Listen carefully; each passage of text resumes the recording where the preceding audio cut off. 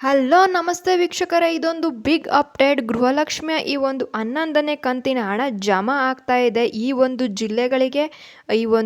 ಜಿಲ್ಲೆಗಳಿಗೆ ನಾಳೆನೇ ಒಂದು ಪೆಂಡಿಂಗ್ ಹಣ 4,000 ರೂಗಳನ್ನು ಜಮಾ ಮಾಡ್ತಾ ಇದ್ದಾರೆ ವೀಕ್ಷಕರೇ. ನೀವೇ ನೋಡಿ ನಿಮ್ಮ ಜಿಲ್ಲೆ ಕೂಡ ಹಿಡಿದ್ಯಾ ಅಂತೇಳಿ ಫಸ್ಟು ಚೆಕ್ ಮಾಡಿ ವೀಕ್ಷಕರೇ.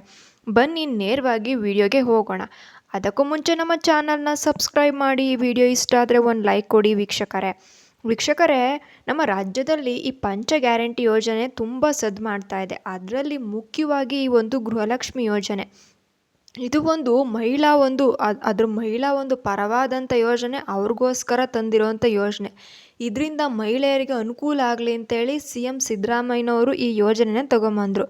ಆದರೆ ಸ್ವಲ್ಪ ತಿಂಗಳ ಹಿಂದೆ ಈ ಒಂದು 2-3 ತಿಂಗಳ ಹಣ ಜಮಾ ಆಗಿಲ್ಲ ಅಂತೇಳಿ ತುಂಬ ಜನ ಆಕ್ರೋಶನ ವ್ಯಕ್ತಪಡಿಸ್ತಾ ಇದ್ದಾರೆ. ನಮಗೆ ಜಮಾ ಆಗಿಲ್ಲ, ಏನು ಮಾಡೋದು, ನೀವು ಸರ್ಕಾರ ನಿಲ್ಲಿಸ್ಬಿಡ್ತೀರಾ ಅಂತೇಳಿ ಸರ್ಕಾರದ ಮೇಲೆ ಆಕ್ರೋಶನ ವ್ಯಕ್ತಪಡಿಸ್ತಾ ಇದ್ದಾರೆ ವೀಕ್ಷಕರೇ. ಈಗಾಗಲೇ ನೋಂದಣಿ ಮಾಡಿದ ಕೆಲವು ಮಹಿಳೆಯರಿಗೆ 11ನೇ ಕಂತಿನ ಹಣ ಒಂದು ಜಮಾ ಆಗಿದೆ. ಸ್ವಲ್ಪ ಜನಕ್ಕೆ ನೋಂದಣಿ ಆಗಿದೆ. ಏನು ಒಂದು ಹಣ ಅನ್ನೋದು ಲಕ್ಷ್ಮೀ ಹೆಬ್ಬಾಳ್ಕರ್ ಮೇಡಮ್ ಅವರು ಒಂದು ಇಲಾಖೆಯಿಂದ ಬ್ಯಾಂಕಿಗೆ ಹಾಕ್ಬಿಟ್ಟಿದ್ದಾರೆ. ಅದರಲ್ಲಿ ನೋಂದಣಿ ಆಗಿರೋಂಥ ಸ್ವಲ್ಪ ಜನಕ್ಕೆ ಆ ಒಂದು ಹಣ ಬಂದು ಬೀಳ್ತಾ ಇದೆ. ಇನ್ನು ಕೆಲವು ಮಹಿಳೆಯರಿಗೆ ಈ ಒಂದು 11ನೇ ಕಂತಿನ ಹಣ ಇನ್ನೂ ಜಮಾ ಆಗಿಲ್ಲ, ಅವರಿಗೆ ತೊಂದರೆ ಆಗ್ತಿದೆ, ನಮಗೆ ಬಂದಿಲ್ಲ ಅಂತೇಳಿ ಅವರು ಒದ್ದಾಡ್ತಾ ಇದ್ದಾರೆ. ಇದಕ್ಕೆಲ್ಲ ಒಂದು ಸೂಕ್ತ ಮಾಹಿತಿ ಬೇಕು, ಸೂಕ್ತ ಒಂದು ಕ್ರಮನ ನಾವು ಕೈಗೊಳ್ತೀವಿ. ಯಾರು ಕೂಡ ನಮ್ಮ ಸರ್ಕಾರದ ಮೇಲೆ ಪ್ರಶ್ನೆ ಮಾಡೋ ಆಗಿಲ್ಲ. ನಿಮಗೆಲ್ಲ ಒಂದು ಪರಿಹಾರನ ತೊಗೊಂಬರ್ತೀನಿ ಅಂತೇಳಿ ಇಲ್ಲಿ ಲಕ್ಷ್ಮೀ ಹೆಬ್ಬಾಳ್ಕರ್ ಅವರು ಹೇಳ್ತಾ ಇದ್ದಾರೆ.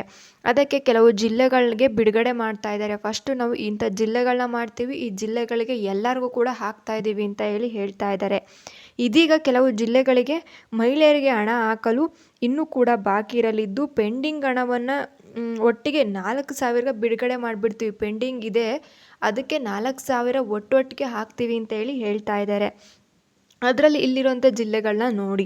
ಉಡುಪಿ ತೊಗೊಂಡಿದ್ದಾರೆ, ಹಾಸನ, ಚಿಕ್ಕಮಗಳೂರು, ದಕ್ಷಿಣ ಕನ್ನಡ, ತುಮಕೂರು, ಬೆಂಗಳೂರು ಗ್ರಾಮಾಂತರ, ಬೆಂಗಳೂರು ಕೇಂದ್ರ, ಚಾಮರಾಜನಗರ, ಚಿಕ್ಕಬಳ್ಳಾಪುರ, ಮಂಡ್ಯ, ಮೈಸೂರು, ಇಷ್ಟು ಜಿಲ್ಲೆಗಳನ್ನ ತೊಗೊಂಡು ಇವ್ರಿಗೆ 4,000 ಹಣ ಹೋಗ್ತಾ ಇದೆ. ಅವರಿಗೆ ಪೆಂಡಿಂಗ್ ಹಣ ಸೇರಿಸಿ ಹೋಗ್ತಾ ಇದೆ ವೀಕ್ಷಕರೇ.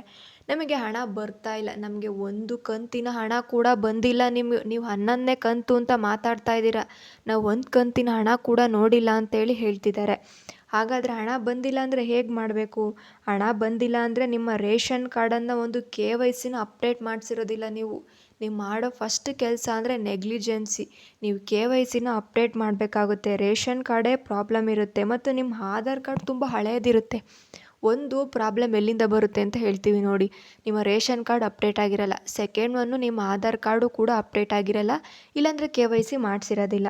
ಇದನ್ನೆರಡು ಕೂಡ ಮ್ಯಾಪಿಂಗ್ ಮಾಡಬೇಕು. ಏನು NPCI ಅಂತೇಳಿ ಬರುತ್ತೆ, NPCI ಮ್ಯಾಪಿಂಗ್ ಅಂತ ಬರುತ್ತೆ. ಅದನ್ನು ನೀವೊಂದು ಗ್ರಾಮವನಲ್ಲಿ ಕೇಳಿ ಹೇಳ್ತಾರೆ. ಅದನ್ನು ಮ್ಯಾಪಿಂಗ್ ಮಾಡಿ, ಈ ಮ್ಯಾಪಿಂಗ್ ಮಾಡಿಲ್ಲ ಅಂದರೆ ಯಾವ ಕಂತಿನ ಹಣ ಕೂಡ ನಿಮಗೆ ಬರಲ್ಲ. ಸಮಸ್ಯೆ ಉದ್ಭವ ಆಗ್ತಾ ಇರೋದೇ ಅಲ್ಲಿ ನಿಮಗೆ. ಇದನ್ನ ಮಾಡಿಬಿಟ್ಟು ಮಹಿಳೆಯರ ಬ್ಯಾಂಕ್ ಖಾತೆ ಮತ್ತು ರೇಷನ್ ಕಾರ್ಡು, ಆಧಾರ್ ಕಾರ್ಡಲ್ಲಿ ಎರಡರಲ್ಲೂ ಒಂದೇ ಹೆಸರಿರಬೇಕು.